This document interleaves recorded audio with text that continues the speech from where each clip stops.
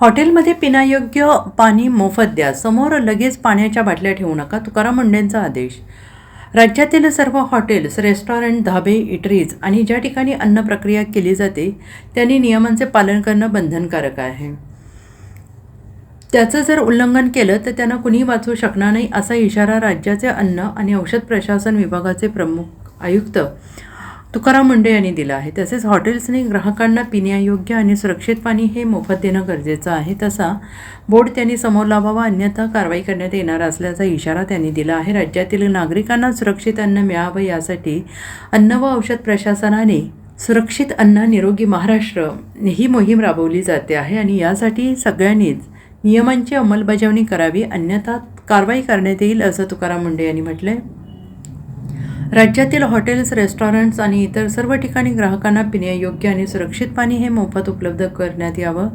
बाटलीबंद पाणी देऊ नये, तसा बोर्ड त्यांनी समोर लावावा. जर एखाद्या ग्राहकाने या व्यतिरिक्त बाटलीबंद पाणी मागितलं तर ते त्याला द्यावं. जर याची अंमलबजावणी केली नाही तर कारवाई करण्यात येईल, असा इशारा तुकाराम मुंढे यांनी दिला आहे. ग्राहकांनी हॉटेलमध्ये आल्यानंतर त्यांना सुरक्षित पाणी, द्रवसाधन, टॉवेल, साबण देणं बंधनकारक आहे. त्यामुळे ग्राहकांचे आरोग्य सुरक्षित राहते, असं तुकाराम मुंढे यांनी म्हटलेलं आहे. त्याचबरोबर सुरक्षित अन्न हाताळण्यासाठी स्पष्ट मानके जे आहेत त्याच्यामध्ये कच्चे व शिजवलेले अन्न वेगवेगळे ठेवणे, फिफो तत्वाचं फर्स्ट इन फर्स्ट आउटचं प्रिन्सिपल पालन करणे, गरम व थंड अन्नासाठी निर्धारित तापमान राखणे, रंगसंकेतिक कापणी फळांचा वापर करणे, परवानाधारक पुरवठादाराकडून कच्चा माल खरेदी करणे. आता याच्यामध्ये की म्हणतो शेतकऱ्यांकडे दिलं तर तुमचा परवानगीधारक कुठं, तर त्याच्यामध्ये जी रिसीट असते त्याला सुद्धा आपण अग्रीमेंट याच्यामध्ये डेफिनेशनमध्ये काउंट केलं आहे. त्याच्यामुळे रिसीट इज, कारण याचा उद्देशच एवढा आहे की तो फूड किंवा रॉ मटेरियल कुठून आलं हे ट्रेस करता आलं पाहिजे, हा त्याच्या पाठीमागचा उद्देश आहे.